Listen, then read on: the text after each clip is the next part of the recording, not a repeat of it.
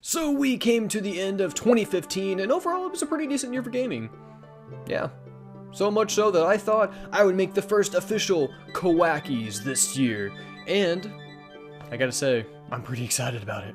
So I'm going to break down my top 5 games of 2015, and if you don't like it, well, you can just screw right off, because this is my channel, and these are my opinions.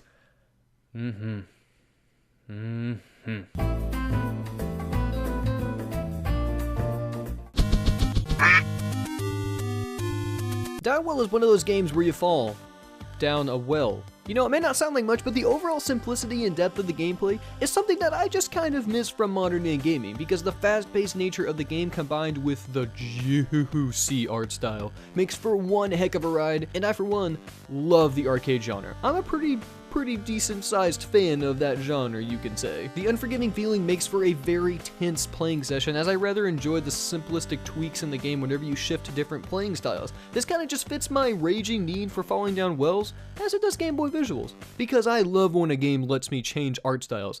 Kind of gets the artist in me pretty excited, if you catch my drift.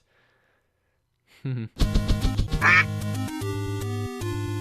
know when a game perfectly combines two extremely influential games? Yeah, that's Titan Souls. My god, the developer hit the proverbial nail on the proverbial head with this one. Combining two-dimensional Zelda mechanics with a Shadow of the Colossus-like formula sold me, and it delivered on every front, because the music is immersive, the art style is breathtaking, the scale of the world is pretty impressive, and the gameplay is just unbelievably fun. Because I probably should talk about the gameplay, because it's a video game. You have just one arrow, and you're only able to get hit just once by a Titan, and this provided an incredible level of tension at each battle that put me on the edge of my seat every time. This game is begging to be played over and over again, and I've done just that.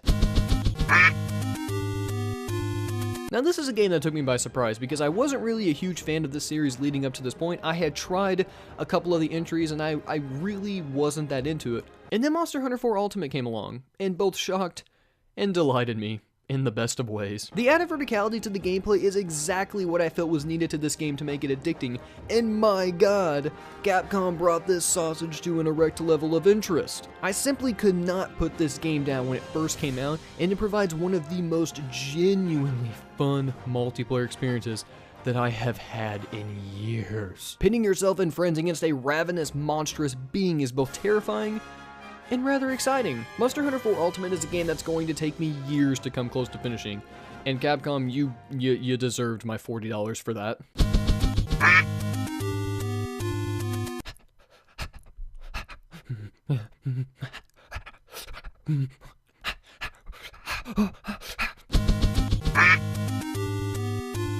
Now before you all slam that dislike button because I didn't pick the fan favorites for my list, hear me out. I originally didn't know what to think of Fast Racing Neo when it was first announced.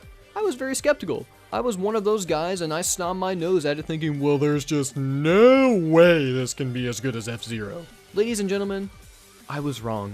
I'm the first to sit here and admit that. This game provides an unparalleled sense of speed with both its gorgeous visuals and strong impact on the player. It obviously takes a huge inspiration from things like Wipeout and F-Zero, and it's very obvious in this game. Everything in here was put there to fully immerse you into it. The soothingly clean, minimalist presentation makes me as a designer have one delicious wet dream. And then BAM! You're shoved right into the gameplay with little to no help from the game. And I love it. I love how this game doesn't hold your hand. The second it dropped, I have played little to nothing else. The size and scope of each track still astounds me after I've played them for a billion times. The blistering difficulty keeps me coming back for more because I have been hungry for a game that just beats me down. Just beats it.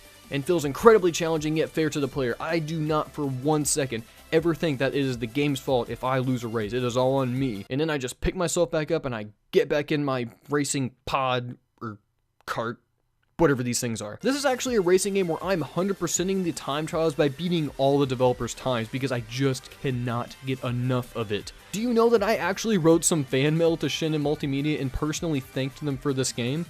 I've never done that before. These people deserved it. They definitely deserved to be my #1 game of 2015 because they brought back a franchise that I desperately loved from my childhood. They showed developers that this kind of game will still sell in the year 2015. This game is $15. You're getting more value than most AAA games. It was made by 5 people. Guys, please just get this game. It has Jack Merluzzi from F-Zero GX as the announcer. I mean, what else do you need? And that's a wrap for 2015, guys. I hope you enjoyed my top 5 games of this year. I gotta say, I had some pretty magical moments making this top 5, if you know what I'm saying. Yeah, you probably do. There's a Splatoon and a rabid Fallout 4 fanboys at my doorstep. Come and get me, boys.